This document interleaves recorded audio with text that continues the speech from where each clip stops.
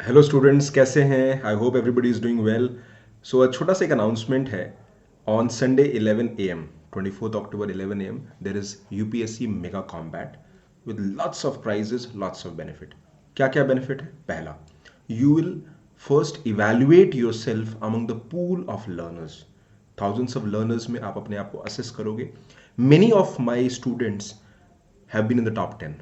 Instant discount मिलेगा, आप subscription free भी पा सकते हैं। Then at the same time it is discount is there for everybody. 15% instant discount मिलेगा। मोर देन 10 करोड़ का पूल का आपको बेनिफिट मिल सकता है। Eight the same time remember, UPSC is a competitive examination. तो एक कॉम्पिटेटिव एग्जामिनेशन में हमारा ऑब्जेक्टिव होगा कि हम लोग अपने एग्जाम को नेक्स्ट लेवल पे लेके जाए। Let's test your self, let's evaluate your self. 11 AM Sunday 24 October. Don't forget my code, मेरा कोड है PSINGH10। आप जरूर यूज करना। Let's crack it. God bless you.